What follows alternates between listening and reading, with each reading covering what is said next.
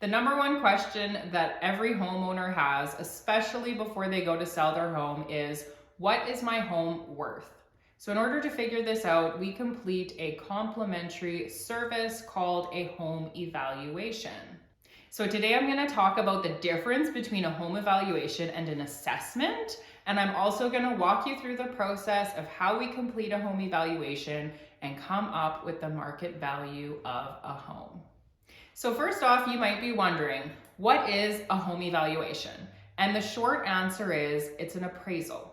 So the reason that we do not actually refer to it as an appraisal is because we are not licensed appraisers. We are licensed real estate agents. So some people prefer to get a licensed appraiser in their home to give them a value, while other people trust the knowledge and expertise of a real estate agent. And I think both are very beneficial.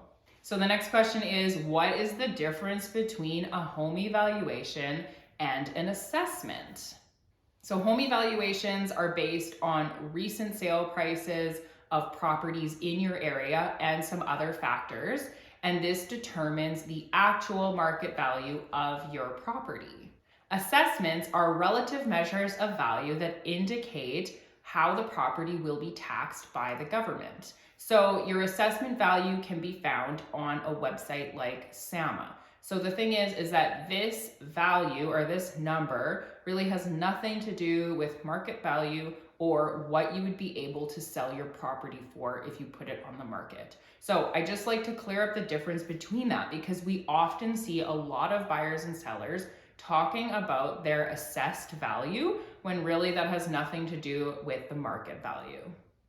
Now let's talk about how we come to determine the value of a property. So the first step is to gather as much information about the subject property as possible. And there are a few different ways of going about this. So firstly, you're going to go online and do some research on this property. So if you go on, or if we go on our MLS system, you can find the history on any recent past sales that have occurred. So you could look up a property, and if it's ever been sold on the MLS, then there will be piles of information about that property on there. And you can also go on SAMA to find information like the year built, the square footage, the lot size, and this is going to give you sort of a basic idea about the property. So the next way that you gather information is obviously to go to the property and to inspect it in person and kind of do a walkthrough of the property. So we will often meet with the homeowner and look through the whole property and see it firsthand. That way you get a real idea of the floor plan when you get to see it in person, and you can see all the finishing and all of these things with your own eyes. So the next thing we like to do is also ask the homeowner a whole bunch of questions about the property. So we might ask them questions like any recent upgrades that they had completed on the property since they purchased it. We might ask them things that they love about the property, things that they don't really like about it. And also we would want to ask them if they've ever had any issues with the property, for example, water seepage in the basement. And we would obviously want to know as well if any of these issues have been remediated. So once we've gathered all of the information, we must do some research to try and find some recently sold properties that are similar to the subject property. So it's important to find at least 3 comparables to support the value. So you want to go on there and you want to find properties that have sold ideally within the last 6 months, because you want these sales to be within the same market. So once you've found your recently sold properties, then there are always adjustments to be made, because no 2 properties are ever exactly alike. So adjustments that are typically made are for location, square footage, year built.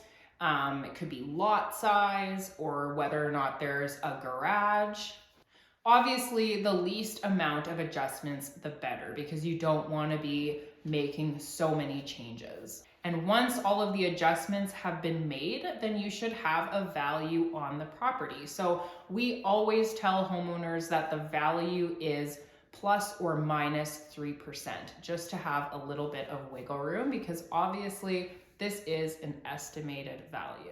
So this is the process of completing a home evaluation. So obviously the longer that I've been a real estate agent, the easier that it gets to come up with these values and do these home evaluations. The other thing though is that the market is always changing. So it's really, really important that we stay up to date with the market trends and the statistics so that our values are always current. So thank you guys for tuning into today's video. Please leave a comment if you have any questions about this video. Share it with your friends, like the video and subscribe, and I'll see you guys in the next one.